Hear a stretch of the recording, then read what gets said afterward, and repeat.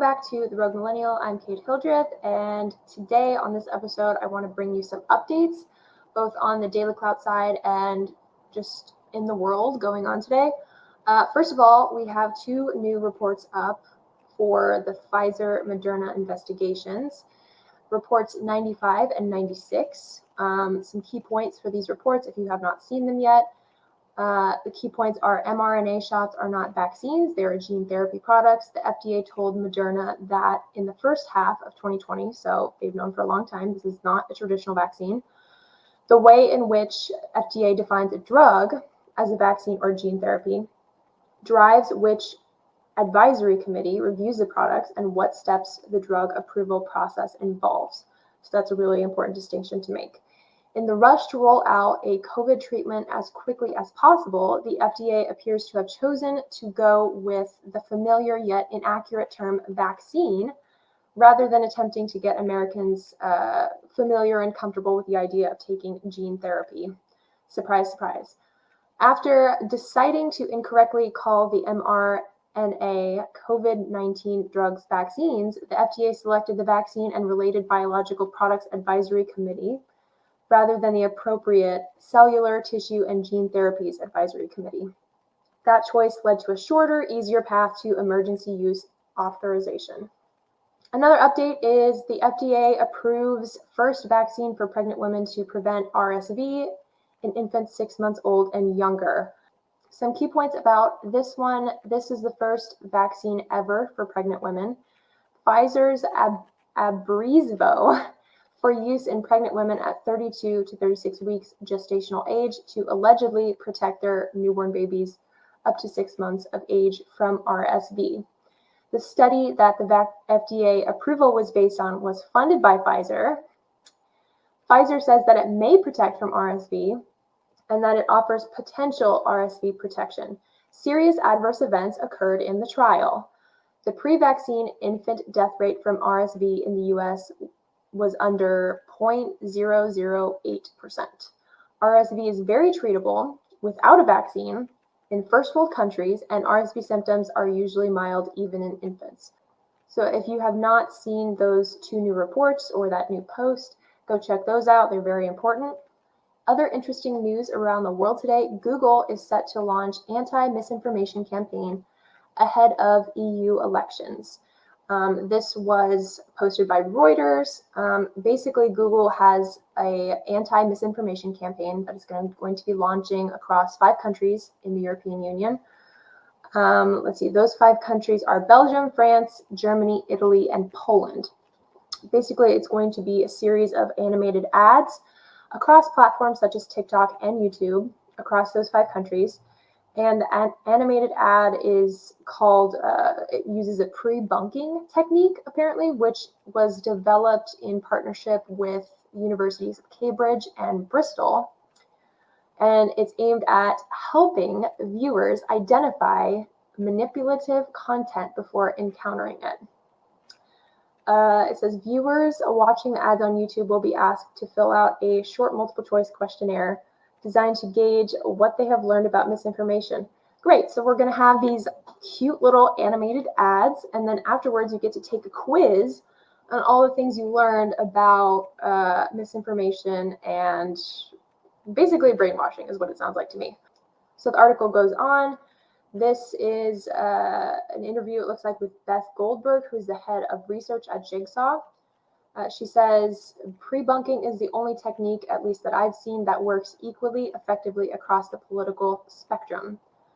So Goldberg also says that other measures to control misinformation, like fact-checking, I'm assuming she's talking about those little notes that we see on the bottom of like YouTube videos, for example. They get kind of flagged and people can see a little note at the bottom of the video that says, this might be misleading, or here's what this actually is.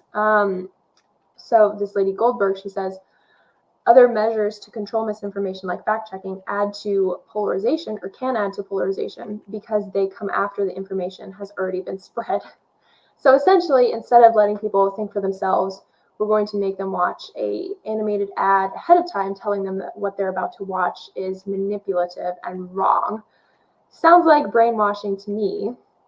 But that's an important story that's going on in the world. It sort of reminds me of the Divergent movies, which is a very dystopian trilogy where people are brainwashed, essentially. They're indoctrinated, and the controlling government wants them all to think the same way and not to be divergent in their thoughts, not to think for themselves. That's the whole premise of the movie, pretty much. And it's not really fiction anymore. It seems like this is something that is becoming more and more prominent and something that we need to watch out for and educate ourselves and our friends and family about, because it's out there and it's very, very real. So another important story in the news that I wanted to talk about today really quick is Red Cross official confirms they mix vaccinated and unvaccinated blood donations. So this article is coming after Red Cross.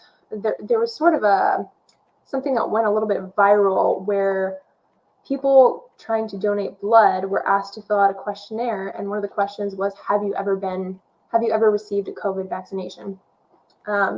And if you have, if you select yes, you have to call some number to see if you were eligible to donate blood. So if you haven't seen this questionnaire that I am talking about, this is what it looks like.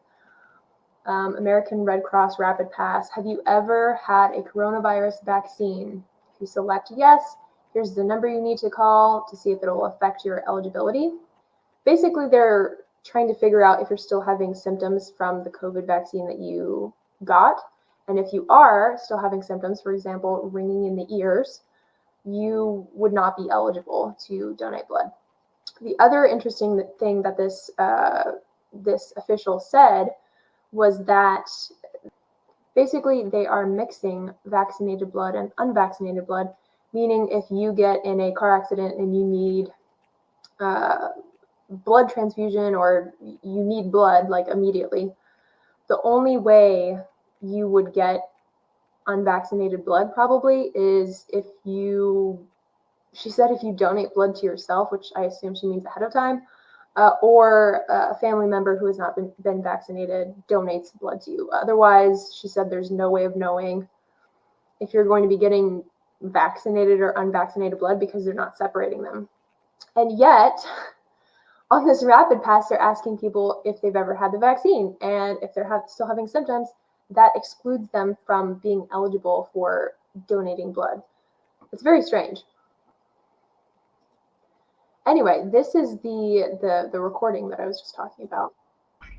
You may be in a car accident or something, you need blood right away, there is a possibility that you'll be getting vaccinated blood. And is there any way for like my patients to know if they were getting, vaccinated blood or? There isn't any way. The blood isn't separated, depending on if you're vaccinated or not. It's not separated. The only way that they can get it, blood that's not vaccinated, is if they donate for themselves, or if they have a family member that's willing to donate for them. Do you guys track that? Track vaccinated versus unvaxxed? Yeah. Like ending up to the patient? No. So some people have, had the vaccine 2 years ago and are still experiencing some type of symptoms. So that's why we specifically ask regarding that one. Like, for instance, I've had one donor before call in, and after she received the vaccine, her doctor was able to find that she had a direct correlation to ringing in the ears afterwards. And so we see that as a symptom. So anything abnormal, it still proceeds to this day. So she essentially wasn't eligible to donate. So that's why we have to ask. It's just because of any type of symptom. It's not necessarily limited to just fever or nausea or anything of that sort. It's almost like symptoms and problems after the vaccine are a common thing, which is why they have to ask about it now. So those are some things that we need to be aware of.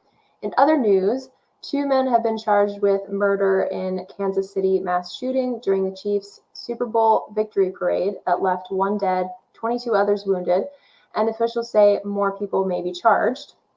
Links to that below. The White House is also set to reveal expanded sanctions package against Russia in the wake of the death of opposition leader Alexei Navalny. Details are expected on Friday, more details. Link to that below. And also, U.S. vetoes the resolution from the United Nations Security Council calling for a ceasefire in the Gaza Strip. Vote was 13-1, with the UK abstaining.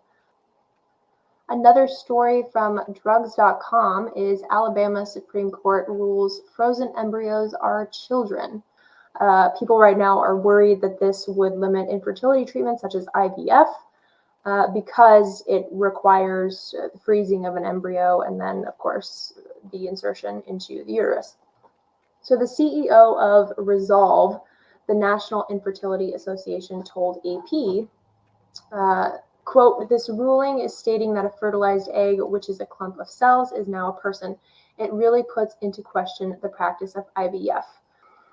Associate Justice Jay Mitchell wrote in the ruling, quote, "Unborn children are children without exception based on developmental stage, physical location, or any other ancillary characteristics." It says, following the ruling, it isn't clear whether future embryos created during fertility treatments can be frozen or if patients could ever donate or destroy unused embryos.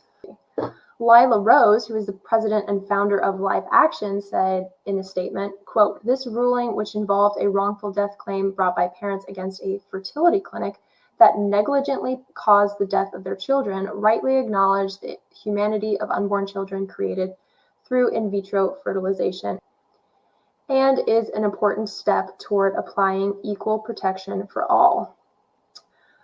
So it looks like there's a lot of mixed reactions to this ruling.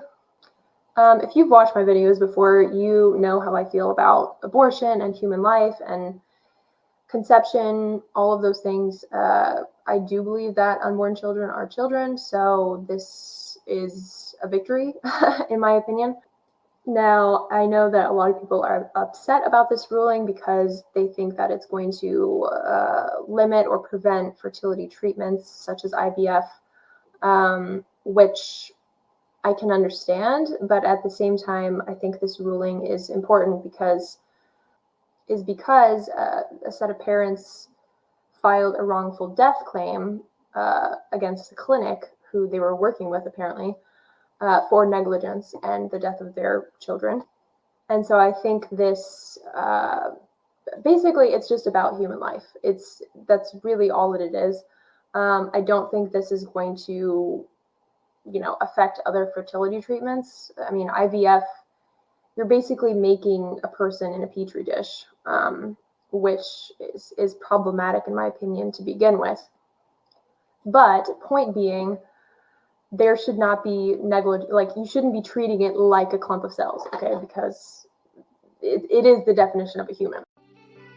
Before we continue, I want to thank our valued sponsors for their support. First, I want to thank our partners at The Wellness Company. This team of renowned medical professionals, including Dr. Peter McCullough, Dr. James Thorpe, Dr. Harvey Risch, Dr. Drew Pinsky, and other truth-seeking doctors. They have crafted The Wellness Company's emergency kit, which looks like this. It's full of life-saving medications, antibiotics, ivermectin, you name it. It also comes with this guidebook, so you can kind of go through and see what each medication is for, what it's used to treat, side effects, all of that good stuff right in here. So this is the ultimate solution for preparedness.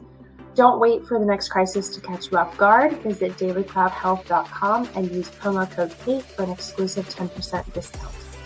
I also want to thank our partner at Charlize Skincare. According to the FDA, companies in the United States are allowed to market skincare products as non-toxic while still containing up to 49% toxic ingredients, which is wild.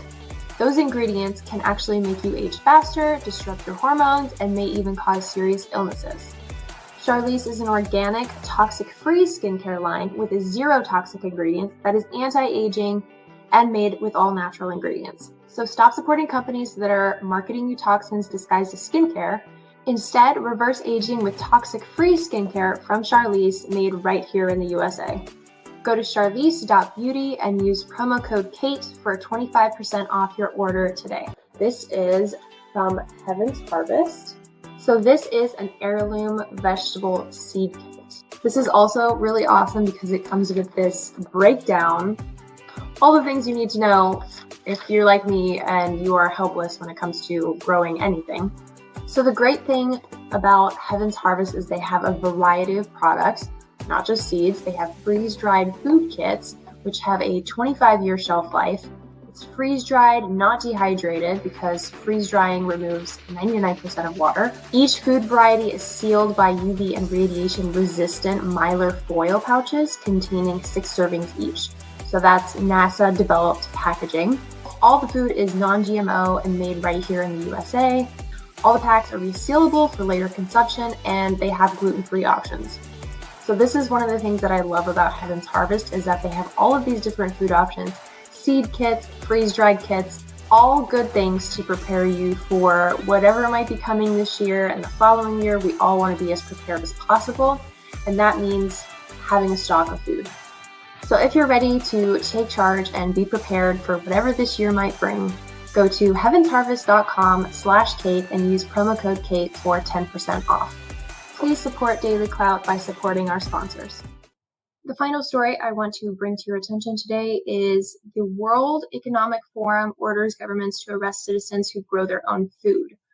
The World Economic Forum has ordered governments around the world to criminalize the ability of citizens to grow their own vegetables at home.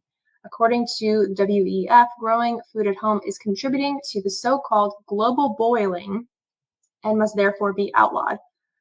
The bold claim is based on research conducted by the WEF-funded University of Michigan, which alleges that homegrown food, as opposed to store-bought industrial food, produces 5 times more carbon emissions.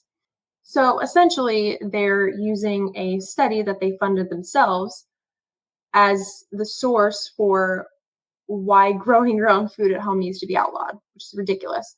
This claim that it's a threat to the environment is a very scary thing. It's very, again, dystopian. It feels fictional. This is not fiction. This is real life, and it's getting worse and worse. These are definitely scary times that we're living in, where the powers that be are doing everything they possibly can to keep us dependent and dumbed down and helpless to their grand master plan of enslaving humanity under the charming guise of unity and working together. So I want to remind everyone to stay informed, do your research, support the independent media that is warning you about these sneaky little laws they're trying to pass behind our backs that could jeopardize our rights and our freedoms, and join us in the fight against censorship and against tyranny. You can subscribe to DailyClout's free newsletter at the bottom of our homepage at dailyclout.io. You can also subscribe to our Substack at bestofdailyclout.substack.com so you don't miss important original content. And you can find me on DailyClout, Twitter, Getter, Instagram, and my personal Substack, Radical Reason. Until next time, stay safe, healthy, and awake.